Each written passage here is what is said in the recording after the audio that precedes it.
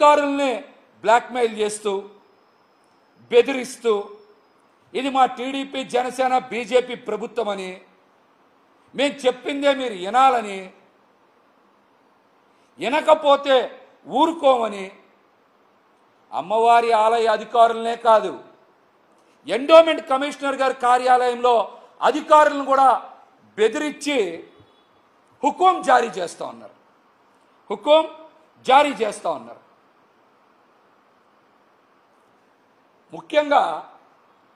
ముఖ్యంగా ఆలయ అధికారులు కూడా ఒక మాట చెప్పాలి. ఎండోమెంట్ అధికారులు కూడా దేవాదాయ ధర్మాదాయ శాఖ అధికారులు కూడా ముఖ్యంగా ఒక విషయం చెప్పాలి. అమ్మవారు ఈ కాంట్రాక్టర్ల మీద షాపుల మీద ఆధారపడి అమ్మవారు ఉన్నారా, లేకపోతే అమ్మవారి మీద ఆధారపడి ఈ కాంట్రాక్టర్లు ఈ షాపుల వాళ్ళు బతుకుతున్నారా? దీనికి మీరు ఖచ్చితంగా సమాధానం చెప్పాలి. అధికారులతో పాటు చంద్రబాబు నాయుడు గారు పవన్ కళ్యాణ్ గారు కూడా సమాధానం చెప్పాలి ఈ విషయానికి. అమ్మవారు ఈ పార్కింగ్ కాంట్రాక్టుల మీద షాపుల మీద కాంట్రాక్టర్ల మీద ఆధారపడి ఉన్నారా, లేకపోతే ఈ కాంట్రాక్టర్లు షాపుల వాళ్ళు అమ్మవారి మీద ఆధారపడి ఉన్నారా? దీనికి ఖచ్చితంగా ముఖ్యమంత్రి చంద్రబాబు నాయుడు గారు ఉప ముఖ్యమంత్రి పవన్ కళ్యాణ్ గారు కూడా సమాధానం చెప్పాలి. మీరు కావాలంటే చూసుకోవచ్చు. గత ఏడాది పార్కింగ్ టోల్ ఫీజు వసూలు చేసుకోవడానికి కాంట్రాక్టర్కి అనుమతి ఇచ్చారు.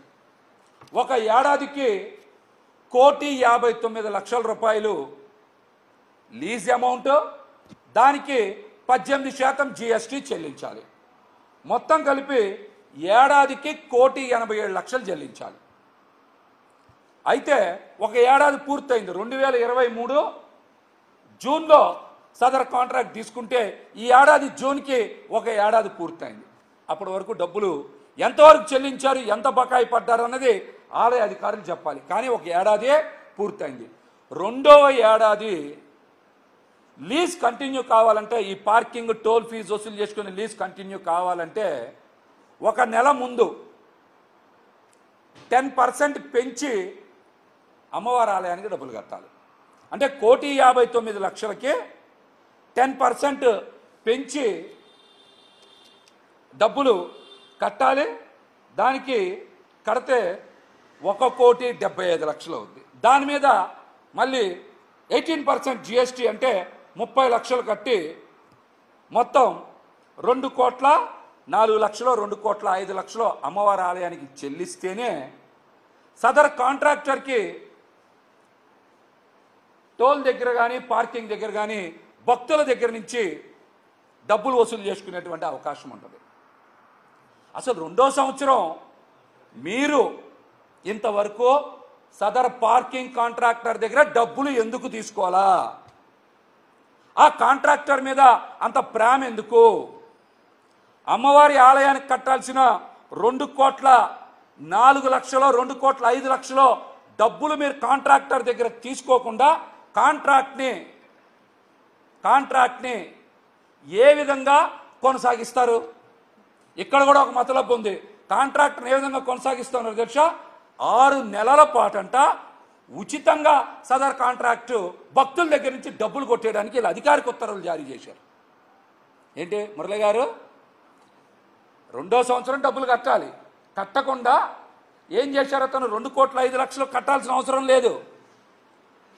లేదు. కట్టకుండా ఒక 6 నెలల పాటు, అంటే జూన్ నుంచి 6 నెలలు, June July August September October November, ఈ 6 నెలల పాటు ఉచితంగా అమ్మవారి భక్తుల దగ్గర నుంచి డబ్బులు వసూలు చేసుకోవడానికి, డబ్బులు కొట్టేయడానికి అధికారికంగా ఉత్తర్వులు జారీ చేశారు. ఇది ఈఓ గారు రికమెండ్ చేస్తే ఎండోమెంట్ కమిషనర్ కూడా ఏం చేశారు? ఎండోమెంట్ కమిషనర్ కూడా దీనికి అధికారికంగా ఉత్తర్వులు జారీ చేశారు. ఎప్పుడో తెలుసా? 9/9/2024 అంటే ఒక 4 రోజుల కిందట.